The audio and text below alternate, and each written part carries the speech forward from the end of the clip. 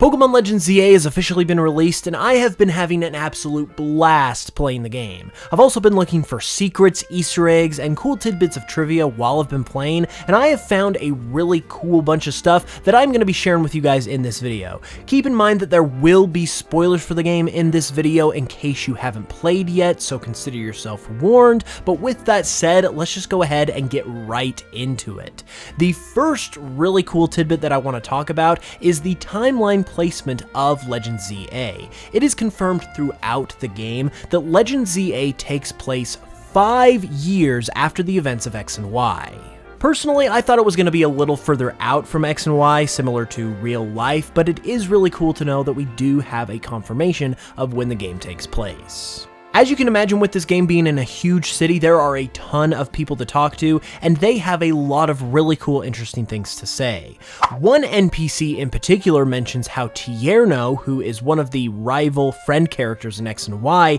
is actually a famous dancer now and is currently in the Unova region. And speaking of Tierno, Lita, who is one of the main characters of the game and is one of your friends in this game, is actually confirmed to be Tierno's younger sister. And speaking of the friend-rival characters in X and Y, Trevor is also mentioned in the game, where it's mentioned by an NPC that both he and Professor Sycamore are in a far-off region conducting research. Concerning Professor Sycamore, it's also mentioned by another NPC that he resigned his post as the Pokemon Professor of the Kalos region, a position which is obviously being taken up by Mabel in this game. And speaking of characters from X and Y, the gym leader Valerie can be seen on various posters throughout the city, in a new outfit compared to the one that she wears as the gym leader in the original Kalos games. While she sadly doesn't make a direct appearance in the game, it is really cool that we get to see these little glimpses and hear about a lot of these different characters from the original Kalos titles. It's not just Kalos characters that we get to hear about though, because believe it or not, Volo is actually alluded to within this game. If you go to the Lumiose Museum, there is actually an entire exhibit about the Hisui region that shows off a ton of stuff from Pokemon Legends Arceus, which is really cool. Amongst all of this stuff is Volo's outfit, which is mentioned by an NPC to have been donated to the museum by the owner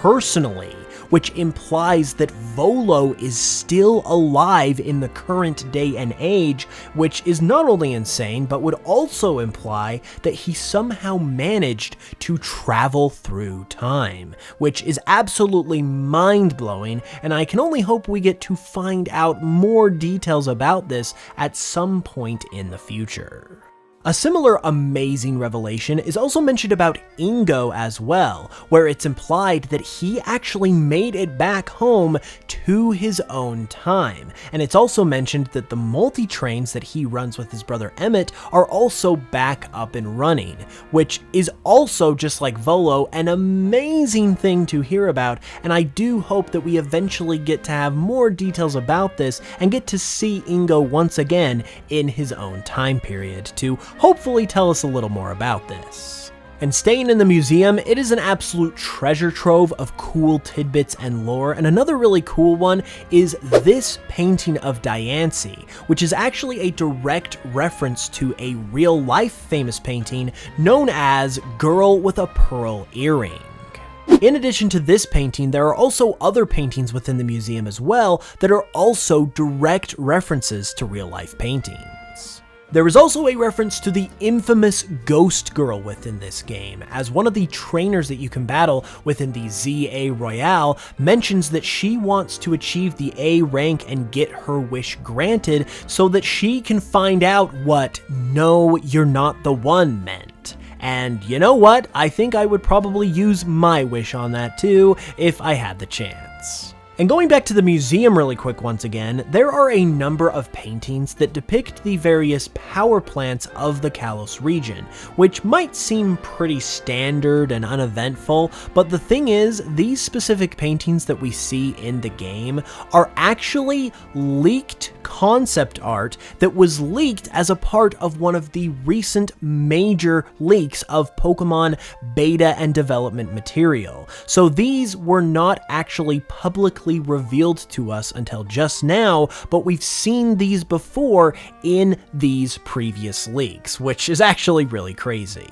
Another really cool thing that is confirmed by an NPC within the city is that Paldea and Kalos do actually in fact sit right next to each other, as he mentions that he wants to travel over the mountains to visit Paldea. This is something that we were able to assume was the case because of the real-world locations of these regions' inspirations, but it is really cool to now have direct in-game confirmation that this is the case. Another really cool reference is mentioned by this NPC, where he says that he wants to get a strange souvenir from Alola. As you may recall, the strange souvenir was one of the most infamous parts about X and Y, which eventually was confirmed to be a hint to the Alola region. And this was also revealed to us in X and Y by a backpacker, which is the exact same class of NPC who mentions this bit of dialogue in Legend ZA, which is a really nice touch.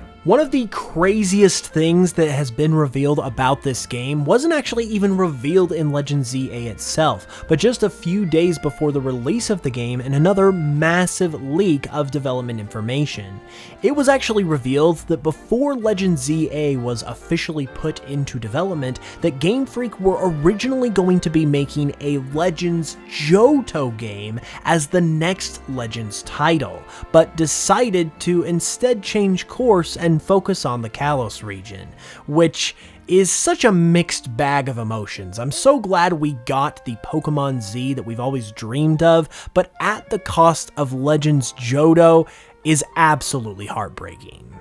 Getting back into some NPC dialogue, Leon is also mentioned a couple of times within this game, as it is mentioned that he has visited the Kalos region. It's also mentioned that he got lost within Lumiose City, which is pretty par for the course, and overall I just think it is so awesome how so many different characters and regions are mentioned by people in this game. It really just helps to make the Pokemon world feel all the more interconnected, which I just think is really, really cool. Additionally, something interesting has also happened with a shiny Pokemon as well, because Slowpoke's shiny has actually been updated for this game, and it actually reverts back to its original shiny that it had in Generation 2, which was a more purple color, versus the one that it's had up until this point, which was a more light pink color. I definitely prefer this purple shiny, so this is a great change in my opinion, and it'll be interesting to see if this change will actually hold up as we move forward past just Legend ZA. Those are all of the interesting secrets and tidbits I have got for you today though, but I am definitely going to keep playing and looking, and I'm sure I will find some more and cover it all in more videos, so be sure to subscribe and leave a like and a comment and all that good stuff if you enjoyed, and stay tuned for more ZA content. I am absolutely enjoying this game a ton. I think it is really, really, really good, and I hope you guys are enjoying it too. So be sure to let me know once again all your thoughts in the comments below. Thank you so much for watching this video. I really appreciate it, and until the next one, as always, I will smell you guys later.